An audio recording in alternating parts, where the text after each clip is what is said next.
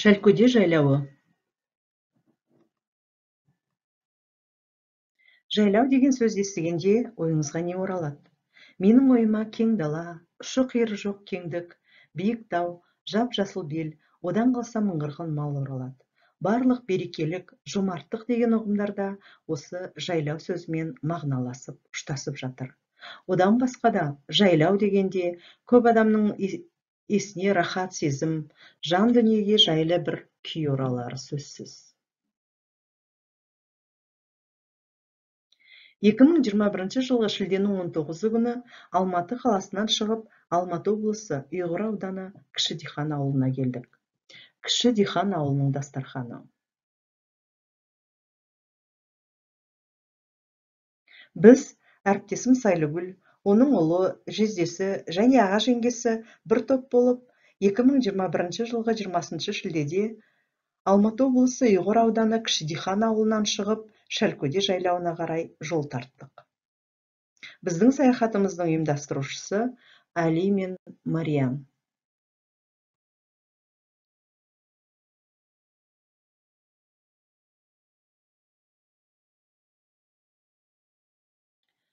Видео түсірілімді Кетпен ауылынан бастадық. Кетпен ауылына жеткенше жолда Кепебұлақ, Дайырсараң деген ауылдар болды. Біздің кейіпкерлеріміз атақты адамдар емес, жай ғана қарапайым жандар. Оқиғаларымыз да шытырман емес, әр адамның басынан өтетін тіршілік. Сапар мақсаты да қарапайым, Шәлкөде жайлауын көріп қайту. Егер материал ұнаса, лайк басып, каналға жазылып қойыңыздар.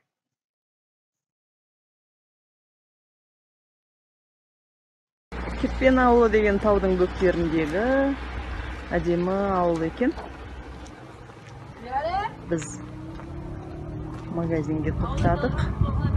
Мына магазиндері қасында тойхана бар екен. Ауылда тойларын осы жерде жасайтын болу керек. Кетпен ауылының көшесі. Біз мына машинамен кетіп бара жатырмыз Шәлкөдеге. Ең биік асудан өтіп бара жатырмыз.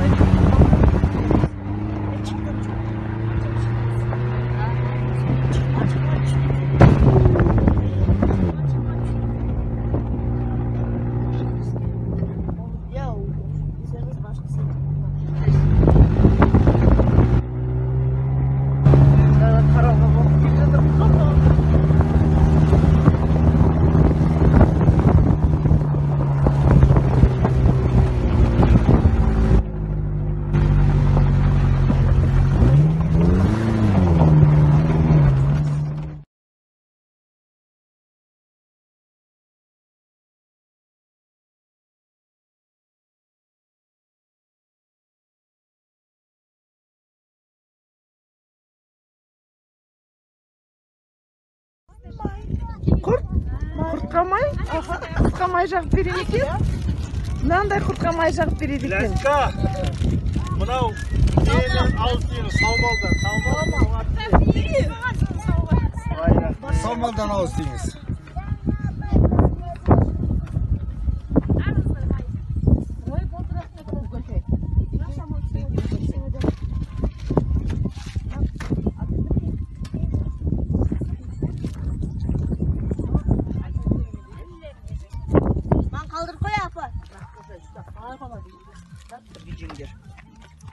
Сіздер біздің келетінімізді біліп күтіп тұрсыздар ма?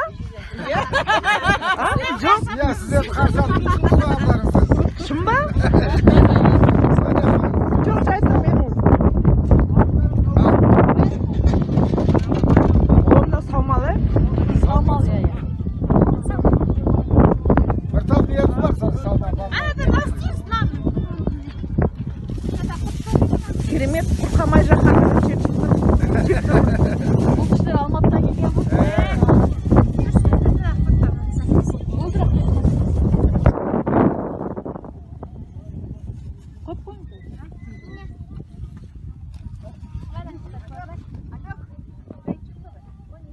Біз Кетпен ауылынан сағат 11-де шығып, сағат 5-тен 20 минут кеткен кезде мына Шалкөде жайлауындағы Бұрылған сай деген жерге келдік. Біз енді осы жерде мына қазақ үйде Ғаламнұр деген азамат отырады екен, бірақ қазір үйінде жоқ. Біз осы Ғаламнұрдың үйінің қасына машинені қалдырып, себебі ары қарай машине жүре алмайтын сияқты. Жүрсе де ол ұзақ болады ғой деймін. Заттарымызды көтеріп, өзіміздің баратын соңғы нүктемізге дейін кетпекшіміз осы жерден. Мынау бір тамаша табиғат.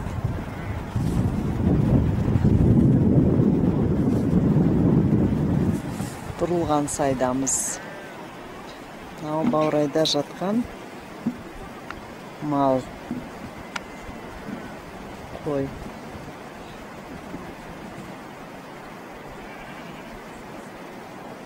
Мынау жақта малшылар жүрген сияқты.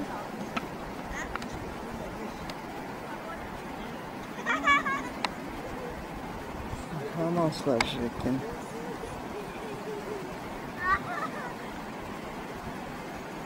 Әлі соған жолға бара жатыр. Осындай тамаша. Қауын қарбыз, картоп, сарымсақ, капуста, тағы басқалар да бара жатыр. Сүйкімді есек екен, ә?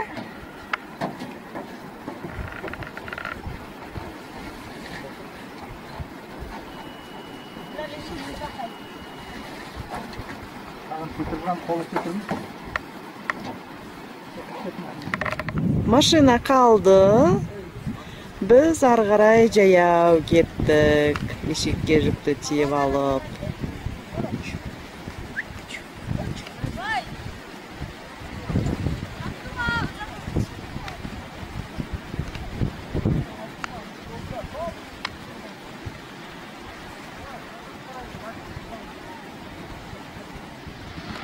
Біз біраз жер жүрдік. Мына төбені айналып, осының арғы жағына барамыз.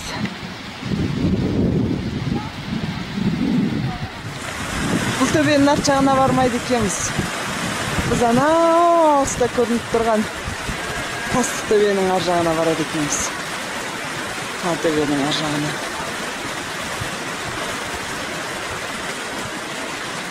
Мына жерде бір тамаша көрініс. Мынау жайылып жүрген қойлар. Ал, қазір жақындатып көрсетейін. Мынаның бәрі қой жайылып жүрген өте биіктікте. Шалкөде жайлауында. Қазір алыстатам. Сонда байқайсыздар, олар қандай биіктікте жүргенін. Мына жақта мына тау.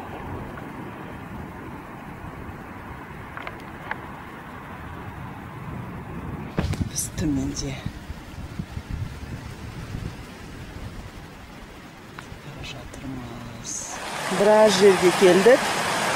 Мынандай өзеннің тұсына келіп қалдық.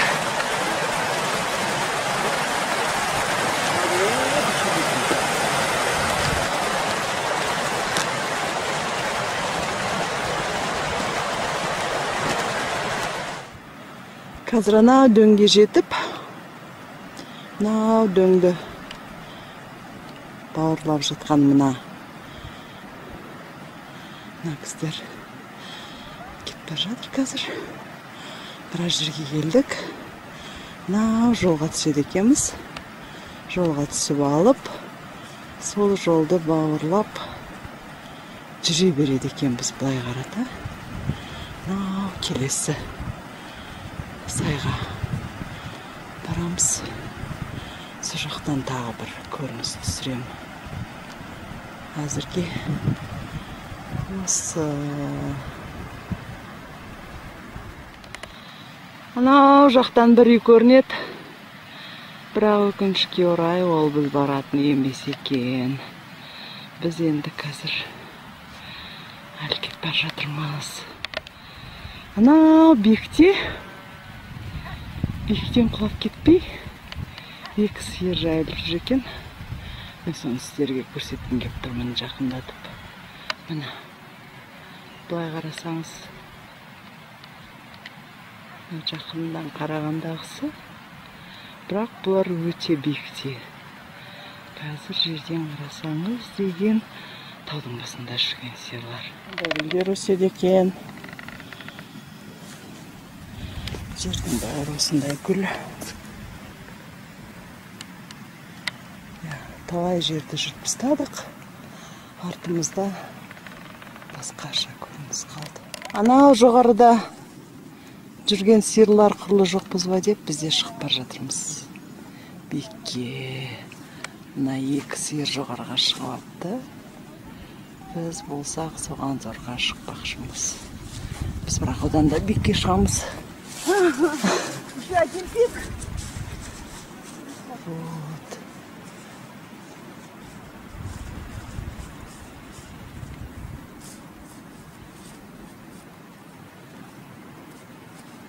Есегіміз бен жүктеріміз анау жаққа жетті. Мынандай бір шөп. Мен жаңылыспасам, осының жапырақтарынан сүт шығады. Мынандай жол бойы биіктеген сайын мынандай суырдың үндері көп екен. 2 километрден астам жол жүрдік. Мынандай биіктікке шықтық бізде. Талай жерге келдік. Ана екі кісі демалып отыр. Жолда екі мынандай судан өттік. Артымызда бірталай жер қалды. Бізде биікте жүрген сиырлардың деңгейіне кеп қалдық. Артымызда мынандай жол қалды. Бағана төменнен көрсеткен жолда жүріп бітірдік. Бізде жоғарыға шықтық. Енді мына біздің келетін үйіміз мына жерде тұр екен. Төңірегіміз мынандай. Қазір ана үйге барамыз. Талғат кеп бара жатыр. Сәлематсыздар. Жақсыздар. Так, мынаған шықсам не көрінеді дейсіз? Айғайтасы көрінеді. Айғайтасы ана шеті көрініп тұрған ғой? Шеті көрінеді. Аха, мынау айғайтасы. Оның ар жағы жаңа чуырма дейді. Шуырма? Чуырма. Аха. Одан ары түссеңіз ойқарағай қасаң. Ойқарағай. Ойқарағай. Естуіңіз бар ма екен? Әрине. Ойқарағай, оның ар жағы қызыл шекара дейді, сымға кетіп барасыз. Мынау қалай аталады? Бұл Бұрмасайдың салалары ғой, әрбір саласы. Бұрмасайдың салалары. Салалар. Былай қарай кетсеші, былай. Былай кетсеңіз, анау тастың ар жағына тағы бір тас шығады соған. Соған шықсаңыз әлем байлағанға шығасыз. Әлем байлаған? Әлем байлағанға шығасыз. Ары қарай Шүңгітті жайлауын асып түсіп кетесіз. Шүңгітті. О жақта кім отырады? О жақта Нұргөтай, Сағатбек деген кісілер бар. Ол қай ауылдың кісілері? Сіздің балаларыңыз ба екеуі де? Шалдың баласы. Шалдың баласы ба? Шал қайда? Шал ауылда. Мына шалдың үлкені бұл. Аха, жақсы. Мына менің балам. Сәлемат. Аты кім? Өрен. Мен беріп тұрған бұларға алып кетем өзім аз күнде. Өзім оқытатын балам осы. Өрен, жақсы. Қалай? Қалай қалам? Жақсы ма? Үйге кіріп, қазақ үйдің ішінде түсіріп қояйық. Сіз де кіріңіз. Мына 5 қанат қазақ. 5 қанат үй екен. Мынандай пеш болады екен ішінде. Бұны енді ағаш жағады деймін. Бұл енді таудың басында суық болғасын.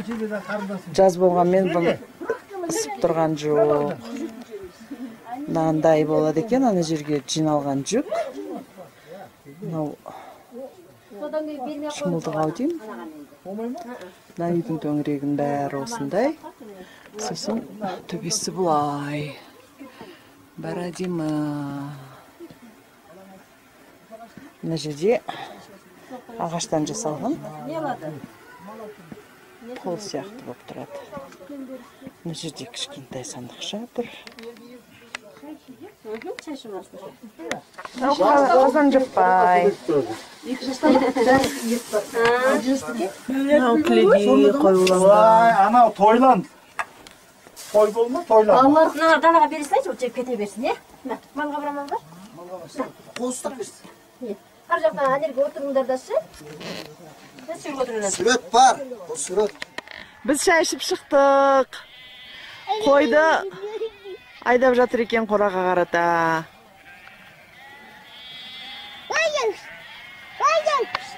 Ой, молодец. Сөйтіп айтайсың ба? Қайтып айтайсың қойларды? Қойды өренмен өркен ба? Өнер айдап келе жатыр. Енді сен, қазір біз сұрап жатырмыз, қойды санап кіргізе ма? Санап кіргізет. Неше, кім сен көрдің ба санағанын? Иә. Күнде санай ма? Иә. Ешкіні ше? Ау? Ешкіні? Ешкіні қораға санап кіргізет. Ешкіні де қораға санап кіргізет, е? Немеде өз солай бөлініп алады. Бөлініп алады, ешкі бөлек, қой бөлек бөлініп ала ма? Олар бәрі бір қораға кіре ма? Жоқ, ешкі бөлек, қой бөлек. Ешкінің қорасы бөлек па? Иә.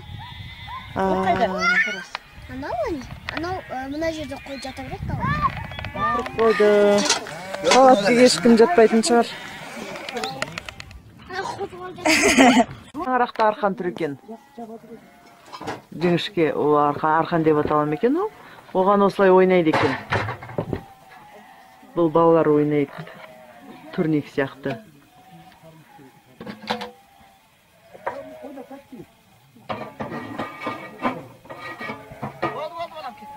Күшті екен.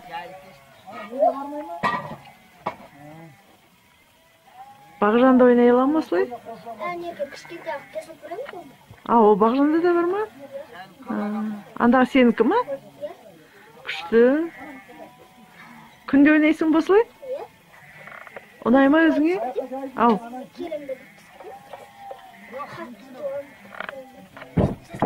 Күшті екен. Енді бағжандыкін көрсетші. Бағжандыкін көрсетші оның қандай. Ол мына жерде тұр екен ғой, е? Мына жерде тұр ма бағжандыкі? Ешкіні мына қораға кіргізеді екен. Сен атын кім еді? Ақбөпенің айтуынша, қой мұны далада жата береді дейді. Қазір өркен мен өнерден сұраймыз, е? Қойды санайды дейді, ешкіні де санайды дейді. Оны күнде мұнан бәрін қалай санап бітіреді? Мен сенбей тұрмын. Мынау қойлар қайда жүгіріп барады? Қойлар қайда жүгіріп барады? Ойда мұна баланы бас кетпесін. Жоқ, баспайды. Кетіп жатыр. Баланың аты кім еді? Ана есек бар екен. Баланың аты кім еді? Кішкентай баланың аты кім? Бағжан. Бағжан ба? Бұ ма? Бағжан, көрдіңіз ба? Бағжансың ғой енді. Бағжан қойдан қорқпайды екен? Есектен де қорқпайды екен? 2 жаста әлі. Өзі барып аралап жүр. Соқ нәрсе көрсе, не түстенге... Ана қойлар неменде кетіп жүгіреді, мен соны айтыңдаршы. Түсінбеймін, мынаны не істеп жатыр мыналар? Сөйтіп құтырады, жүгіреді. Ана қараңыз. Анадан кезеді, анадан бірақ анан Жүндекі де? Бұлар тоқтылар қоя, қой емес. Шөкір жияды ананаға. Қанша қуаламайды.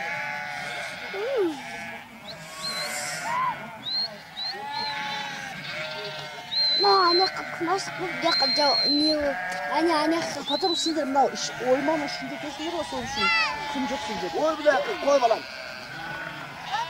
Міне қойды айдап келе жатыр. Мына жерде бір сұрақ болып жатыр, сіз айтып беріңізші бізге. Мына қойды күнде санайсыз ба? Санаймын. Күн сайын ба? Күн сайын санамасам жоғаты қысып төлеймін. Қалай санайсыз, сонша көп қойды? Санайды, екіден сақын. Ешкіні ше, ешкіні? Ешкіні санай саламыз, ешкі жоғалмайды. Қой жоғалып кетеді. Ешкі ана қораға кіреді дейді, солай ма? Қой далада жата береді дейді. Қораға қамасам, қозылар жетілмейді. Көктем нашар болды. Қораға қамаса не болады? Көктем нашарырақ болды ғой, жетілмеді көктем. Қоз кішкентай болып қалады ма, сатқанда. Таңертең далада еркін кетеді, шығарасыз. Жіберме. Енді қараңыз. Ақылбек, аналар неге ары бері шапқылап жүр? Мал ұстайық деп сіздерге. Жоқ, өздерінен өздері. Ойнақта бір ғана. Үстке тойды. Былай түсті, одан жоғары. Ойнақтан жерік болды. қалай тастады? Сол бас көтермеді ма? Көтермейді. Қозла, ана ойнап жүрген қозлар. Қозылар ғой.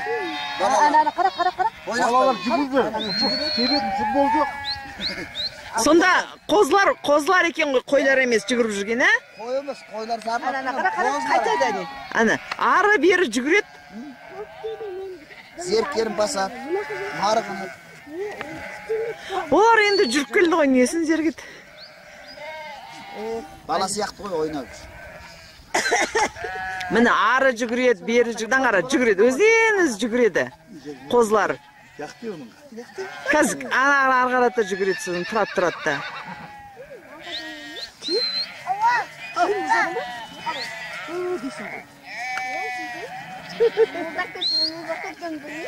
Ақбөте бала ба. Басын сұртып алайын болай. Басын. Бөпешен десем. Енді жұлады.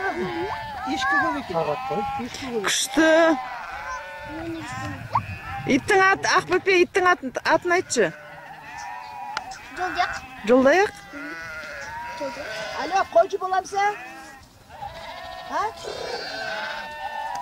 Эй, қойшы боламсың? Сұрай жауып кетті. Қойшы боламсың? Бұл жердегі ең құнды көліктің бірі есек екен. Ертті оқымы болса тіпті құнды екен. Анау сиыр сауылмайды, ма? Сиырдың біразын саумайды екен. Таймас. Мынау Таймас. Мына үшінші иттің аты. Ол көксерік. Көксерек? Иә. Көксерек Таймас жолдаяқ екен. Және ақтабандар да бар. Ақтабан қайда? Ақтабан білмеймін. Ақтабан деген ит па? Иә. 4 ит бар сендерде. Және бір қара күшік болатын, сол бар. Бір есегі жүр қодығымен. Бұл Ақылбектің есегі болу керек.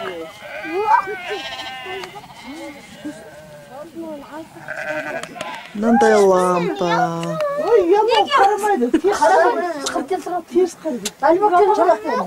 Мына жерде тоғы жинайтын. Аккумулятор бұл жерге. Сотканы зарядтайды. Осындай свет. Сағат 7-те тұрып, жуынып, шайынып, киініп. Қазір сағат 8 болып қалды. Қазақ үйге тұр, күн түсіп тұрады екен. Мына жерде шашлык түсіріліп, самаурынға. Жүрсің, ұйықтаймын. Шай қайнап жатыр.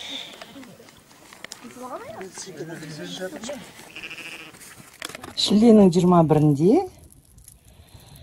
қазақ үйдің ішіндегі пешке от жағып, бағланның етін пісіріп жатырмыз. Шымырлап қайнап жатыр бағланның еті.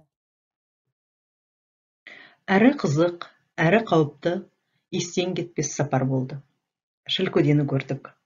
Көрген де арманда, көрмеген де арманда. Назарларыңызға рахмет. Материал ұнаса лайк басып, комментарий қалдырып, каналға жазылуды ұмытпаңыздар.